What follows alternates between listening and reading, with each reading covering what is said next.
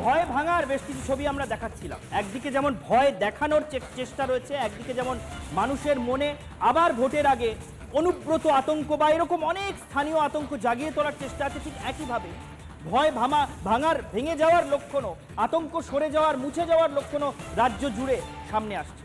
কিন্তু ভয় ভাঙার শুরুটাই প্রথম নয়। ভয় ভাঙার শুরু 2021 সালের বিধানসভা নির্বাচনের মরশুমেই কিন্তু দেখা গিয়েছিল যে অনুব্রত মণ্ডল নিজেকে দণ্ড প্রতাপ বলে প্রতিষ্ঠা করতে চাইতেন এবং তার সাগরেদরা আরও শত গুণে তার প্রতাপ নিয়ে বলতেন। সেই অনুব্রত মণ্ডল কিভাবে নাস্তানাবুদ হয়েছিলেন টেলিভিশন ক্যামেরার সামনে, সেই ছবি, সেই স্মৃতি আবার আপনাদেরকে একবার উস্কে দেব। দেখে নিন সেই ছবি।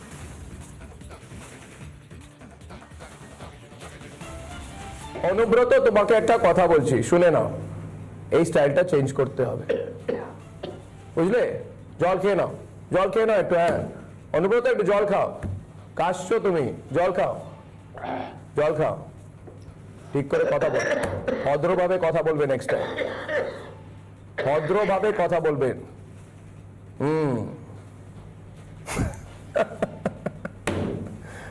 এইসব আমার সাথে চলে না, এই স্টাইল আমার সাথে চলে না, আমার সাথে এই স্টাইল চলে না।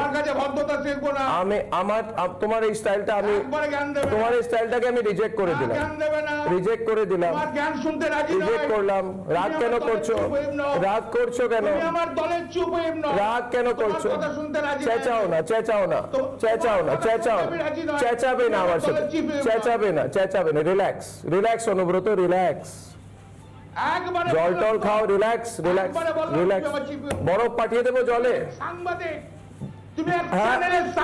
আঙুল নিচে, আঙুল নিচে, আঙুল নিচে করো, আঙুল নিচে করো, আঙুল নিচে করো।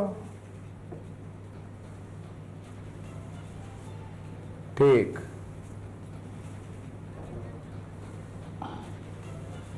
পরিচয় হয়েছে তো? কালকে বসবো, আগামীকাল বসবো, টাইম দেবো, ভুলে যাবো, আর বসবো না। সবার সঙ্গে গলা চড়িয়ে আঙুল তুলে কথা বলা যায় না, একেবারেই যায় না। যাই হোক, এই ক্লিপটা সম্পর্কে আলাদা করে কিছু বলার নেই, কিন্তু একটা বিষয় স্পষ্ট, এরকম গরম দেখিয়ে, হুমকে দেখিয়ে, বড় বড় কথা বলে, বড় বড় ডায়লগ দিয়েই হয়তো এতদিন ধরে বীরভূমের ভোটটা হয়ে এসেছে। আর তাই জন্যই আজকেও হয়তো দেয়ালে এরকমভাবে লিখতে হচ্ছে তিহারে বসে খেলা হবে। তিহারে বসে কি খেলবে ভগবানই জানেন, ওখানে বসে খেলা যায় না, এটাই বাস্তব।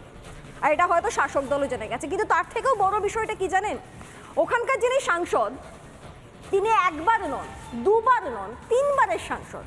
তিনি এক অভিনেত্রী, যদি এখন রাজনীতিতেই তিনি মন দিয়েছেন এই বিষয়ে কোনো সন্দেহ নেই।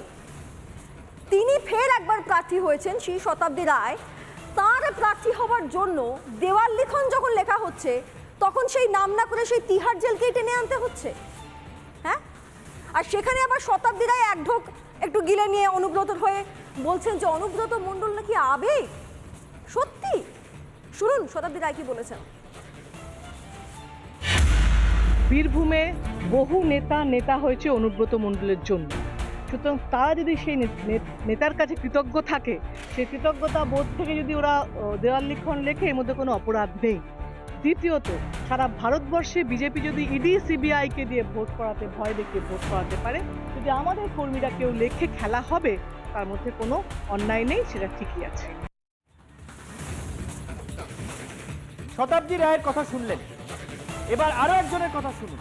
বীরভূমের তৃণমূলের এখন যিনি সহ সভাপতি রয়েছেন, সেই মলয় মুখোপাধ্যায়, তার কথা শুনলে মনে হবে অনুব্রত মণ্ডলের সম্পর্কে উনি কথা বলছেন নাকি লোকনাথ বাবা সম্পর্কে কথা বলছেন, আপনার গুলিয়ে যেতে পারে। পাল্টা মন্তব্যও আসছে। বীরভূম জেলায় বিজেপির একমাত্র বিধায়ক, দুবরাজপুরের বিধায়ক অনুপ সাহা, তিনি বলছেন খেলা হবে হুমকি দিয়ে লাভ নেই, তৃণমূলের বিরুদ্ধেই পাল্টা খেলাটা হয়ে যেতে পারে।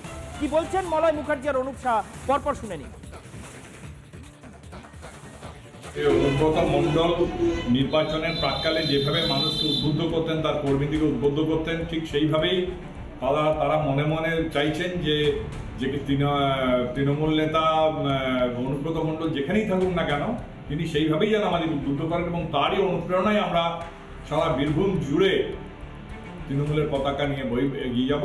ভগবান অন্তরাল থেকেই আমাদেরকে সাহায্য করছেন, ঠিক তেমনি উনি তো তিহার থেকে সশরীরে এখানে আসতে পারবেন না, তার শুভেচ্ছা, তার শুভকামনা, তার আশীর্বাদ নিয়েই কর্মীরা ঝাঁপিয়ে পড়বে এবং তার অনুপ্রেরণা দিয়ে আগামী দিনে নির্বাচনে জয়লাভ করবে তারা। দেখুন, তিহারে বসেই খেলা হবে যে কথা লেখা আছে, বাংলার মানুষ তৃণমূল বিরুদ্ধে খেলা করবে। তিহারে বসেই খেলা হবে বলেন, তাহলে অনুব্রত মণ্ডলের ছবি কোথায়? আজকে তাকে এত ভয় করছে কেন তার দলের নেতৃত্ব? কাজল শেখ তাকে আজকে সরিয়ে দিয়েছে। অনুব্রত মণ্ডলের গোষ্ঠীদের আজকে কাজে লাগানো হচ্ছে না। আজকে যেভাবে গোষ্ঠীদ্বন্দ্ব তৃণমূলের মধ্যে আছে, আগামী দিনে ভারতীয় জনতা পার্টি একমাত্র বিকল্প বীরভূম জেলাতে। আমি তো বুঝতেই পারছি না ঈশান দেব, এই অনুব্রত মণ্ডলকে, যার বিরুদ্ধে গরু পাচারের অভিযোগ রয়েছে, যার জন্য এই মুহূর্তে তিহার জেলে, তাকে আর কিভাবে শাসক দল দেখা করতে চাইবে? বাঘ, তাকে বীরের সম্মানে ফিরিয়ে আনা হবে, আবার কখনো নাকি ভগবান। আমি সত্যিই বুঝতে পারছি না। আর আমার একটা প্রশ্ন রয়েছে, এই যে শতাব্দী রায় বললেন অনুব্রত মণ্ডল নাকি আবেগ না ভয়, ভয়টাকে যাতে জাঁকিয়ে বসতে পারে তার চেষ্টা, আবেগকে সামনে রেখে, তাহলে কেন লিখতে হবে? তাই যদি আবেগই হয় তাহলে খেলা হবে না লিখে অন্য কিছু লিখতে পারতেন। অনুব্রত মণ্ডলের ছবি সামনে রেখে প্রচার করতে পারতেন। জেলে থেকেও তো নির্বাচন লড়া যায় যতক্ষণ না দোষ সাব্যস্ত হচ্ছে। উনি জেলে থেকে নিজেই নির্বাচনে দাঁড়াতে পারতেন। আমার সেই কয়েকটা লাইন মনে পড়ছে। অনুব্রত মণ্ডল বলেছিলেন যে বিরোধীরা যখন ভোট দিতে যাবেন দেখবেন রাস্তায় উন্নয়ন দাঁড়িয়ে রয়েছে। এই কোটানকোট উন্নয়ন মানে তিনি কি বোঝাতে চেয়েছিলেন রাজ্যবাসীর বুঝতে অসুবিধা হয়নি। তাই কবি লিখেছিলেন, দেখ খুলে তোর তিন নয়ন, রাস্তা জুড়ে খড়গ হাতে দাঁড়িয়ে আছে উন্নয়ন। সত্যিকারের উন্নয়ন যদি রাস্তায় দাঁড়িয়ে থাকতো তাহলে বোধহয় এই ভয় বা আতঙ্কের পরিবেশটা বহাল রাখার চেষ্টা এই রাজ্যের শাসক দলকে করতে হতো না। বাংলার প্রাইম টাইম আজকের মতো শেষ করছি এখানেই। দেখতে থাকুন রিপাবলিক বাংলা।